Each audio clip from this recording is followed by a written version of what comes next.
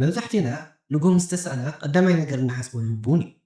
ግን እስኪ ሕሰቡ ንሰውነትኩም ብሓቂ ተድልዩ ቴሌፎን ወይ ከዓ ዌክ ኣፕ ኮል ቡን ዘይኮነስ ኣብ ኩሽናኹም ዘላ ሓንቲ ንእሽቶ ሎሚን እንተኮይንኻ። ሰላም ክቡራ ተዓዘብትና እንኳዕ ናብ ጥዕና ፕላስ ብሰላም መጻኹም። ሎሚ ብዛዕባ ሓንቲ ኣዝያ ፍልጥቲ ግን ድማ ኣዝያ ዝተጋገናላ ፍረስ ንዛረብ ኢና። ለሚን ከምዚ ክልተ ዝተፈላለዩ ሓሳባት ኣለዉ። ገለገሊኦም ሰባት ነታ ለሚን ከም ቅዱስ ማይ ይርእይዋ፣ ክብደት ንምጉዳል ቆርበት ንምፅራይ ኣዝያ ትጠቅም እያ ይብሉ። ገሊኦም ድማ ከም መርዚ እዮም ኣዝዮም ዝፈርዋ፣ ምክንያቱ ኣስናነይ ክበልዐኒ ጨጎራይ ክበልዐኒ እንዳብሉ ኣዝዮም ይርሕቕዋ። እቲ ሓቂ ግን ኣብ መንጎ እዩ ዘሎ። ሎሚ ኣብዛ ቪድዮ እዚኣ ዓሚቕ መፅናዕቲ ብዛዕባ ለሚን ንጉበትኩም ከመይ ጌራ ከም ተሐድሶ፣ ደምኩም ከመይ ጌራ ከም ተፅርዮ፣ ብፍላይ ድማ ንሕና ኢትዮጵያውያን ኤርትራውያን ካብ ኣመጋገባና ንረኽቦ ጥቕሚ ብኸመይ ዕፅፊ ከም ዝገብሩ ክንርኢ ኢና። እዛ ቪድዮ እዚኣ ሂወትኩም ክትቅይር እትኽእል ንፅህቲ ምስጢር እያ። ስለዚ ላይክ ብምግባር ንጀምር። እስኪ ሎሙዓንቲ ሰንበት እዩ ኢልኩም ሕሰቡ። ካብ ድቃስኩም ተልዒልኩም ፅቡቕ ጌርኩም ዝግኒ ወይ ጥብሲ ወይ ክትፎ በሊዕኩም ፀጊብኩም ሕርፍርቂ ሰዓት እንታይ ይስምዐኩም? ከብድኩም ይንፋሕ፣ ትርበሹ፣ ክብድብድ ይብለኩም፣ ድቃስ ድማ ይብለኩም። ስለምንታይ? ምክንያቱ ጉቦትኩም ወይ ከዓ ሊቨር ነቲ ቅብኣት ኩሉ ንምሕቃፍ ይቃልስ ስለ ዘሎ እዩ። ለሚን ኣብዚ እዩ ተኣምር ዝሰርሕ። እቲ ኣብ ለሚን ዘሎ ሲትሪክ ኣሲድ ብመልሓስና ምስ ተንከፎ ብቐጥታ ናብ ጨጎራና ምግቢ ይመፅእ ኣሎ ተዳልዩ ዝብል መልእኽቲ ይሰድድ።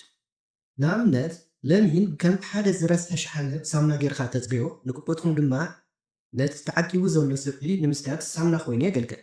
ብተወሳኺ ድማ ነቲ ሓሙት ብበዝሒ ክፈሪ ስለ ዘተባብዕ እቲ ዝበለኹም ቅብኣት ካብ ከብድኹም ከይተዓቀበ ቀልጢፉ ንክሓጥር ይሕግዙ። ሕጂ ድማ ንዓና ንኤርትራውያን ኢትዮጵያውያንን ለሚን ከመይ ኢሉ ካብ ካልኦት ምግብታት ተፈልዩ ክጠቕመና ዝኽእል ዝብል ንርአ። እዚ ነጥብ እዚ ንዓና ኢትዮጵያውያን ኤርትራውያንን ካብ ዝኾነ ይኹን ህዝቢ ንላዕሊ ኣገዳሲ እዩ። መብዛሕትኡ ምግብና ምስ ኣትክልቲ ዝተመርኮሰ እዩ። ማለት እውን በርሽን፣ ዓተር፣ ቆልዋን፣ መለንዛን ዝበሉ ምግብታት ብዙሕ ሓፂን ወይ ከዓ ኣይረን ኣለዎ። ግን ሓደ ፀገም ኣሎ። እዞም ኣይረናት እዚኦም ሰውነትና ንክወስዶም ኣዝዩ እዩ ዝፅገም። ሰውነትና ካብ ኣትክልቲ ዝርከብ ሓፂን ንምምጣጥ ኣዝዩ ይፅገም። ምክንያቱ ልክዕ ከምቲ ብርኩት ማዕፆ ግን ድማ መፍትሕ ዘይብሉ ቤት ለሚን ድማ እቲ መፍትሒ እዩ። ንኣብነት ኣብቲ ቆልዋ ዓተር ወይ ከዓ ብርሽን ቁሩብ ለሚን እንተፀዊዕኩምሉ እቲ ቫይታሚን ሲ ነቲ ሓፂን ፈታኒ ኮይኑ ብቐሊሉ ናብ ደምኩም ንኽኣቱ መንገዲ ይፀርግሑ። ለሚን ዘይብሉ ዓተር ምብላዕ ማለት ሓፂን ኣለዎ ግን ደምኩም ኣይረኽቦን። ስለዚ ለሚን ብምጥቃም ማለት እውን እቲ ሓፂን 100% ጥቕሙ ክትረኽቦ ትኽእሉ ኢኹም። ኣራይ ኩራ ተኸታተልትና ሕጂ ከዓ ዛዕባ እቶም 5 ጌጋታት ለሚን ክንጥቀም ከለና እንገብሮም 5 ጌጋታት ክንርኢ ኢና።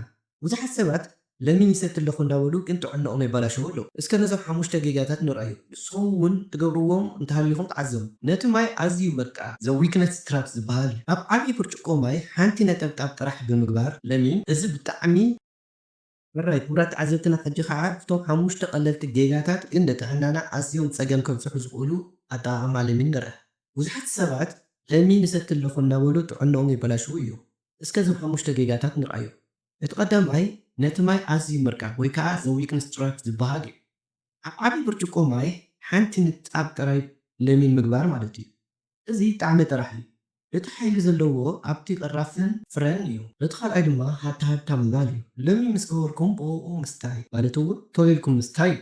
ለሚን ምስ ሻሂ ብምፍላሕ ይፉዥኔት ልዮ እዩ። ስለዚ 10 ደቂቓ ክትፅበይዎ ኣለኩም። ሳልሳይ ድማ ለሚን ክንሰቲ ከለና መፂፅኒ ኢልና ሽኮር ምውሳኽ ማለት ዘስጋር ፕሪዝን ዝበሃል ማለት ምርር ኢሉን ኢልኩም ሽኮር ወይ ከዓ መዓር እንተወሲድኩምሉ ነቲ መድሓኒት ናብ ስብሒ ቀይርኩም ኣለኹም ማለት እዩ። ንጉበትኩም ድማ ትቐትልዎ ኣለኹም። ምክንያቱ ስብሒ ስለንፅቕ ዘለና ስብሒ ከዓ ንጉበት ኣዝዩ ይጠንቂ ስለዝኾነ ማለት እዩ። ራብዓይ ከዓ ብድሕሪ ምግቢ ምስታይ ማለት እዩ። እቲ ዝበለፀ ግዜ ንግሆ ኣብ ጥራሕ ከብድኩም ክትወስድዎ ከለኹም እዩ። ስለዚ ኩሉ ግዜ ንግሆ ተሲእና ኣብ ጥራሕ ከብድና ሚዛን ዘለዎ ከይብዛሕና ለሚን ክንጥቀም ኣለና ማለት እዩ። እቲ ሓምሻይ ከዓ ቀፃልነት ዘይምህላው እዩ።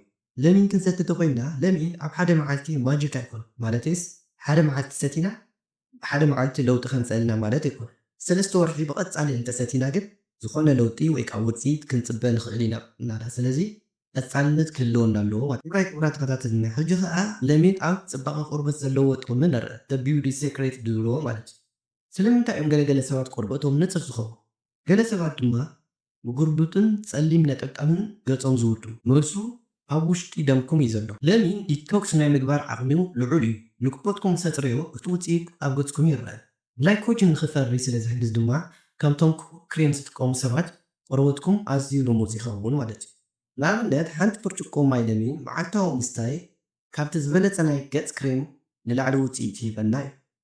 ሕራይ ክብረት ተኸታተልትና ሕጂ ከዓ ቅድሚ ምፍልላይና ሓንቲ ኣዝያ ኣገዳሲት ነገር ክነግረኩም። ለሚን ንኣስናንኩም ጸላኢ ክኸውን ይኽእል እዩ።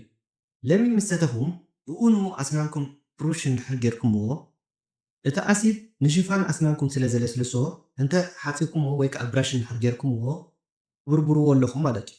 ስለዚ ስንድኹም ከይብርበር ወይ ከዓ ከይብላዕ ኩሉ ግዜ ለሚን ክትሰትዩ ከለኹም ብድሕሪኡ ብራሽ ዘይምግባር ወይ ከዓ ለሚን እንድሕር ሰትኩም ከዓ ብድሕሪኡ ብንጹህ ማይ ጌርኩም ምጉፅጓፅ ገዳሲ እዩ።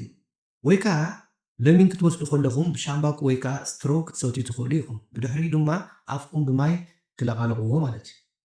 ክቡራት ተኸታተልቲ ቻናልና ለሚን ተኣምር ዝሰርሕ ወርቂ እዩ፣ ግን ብጥበብን ብፍልጠትን ክንጥቀመሉ ኣለና። ካብ ፅባሕ ጀሚርኩም ነታ ንፅህቲ ንጎኹም ብሓንቲ ብርጭቆ ማይ ለሚን ጀምርዋ። ንለውጢ ጥዕናኹም ድማ ኣብ 14 መዓልትታት ክትዕዘቡ ትኽእሉ ኢኹም።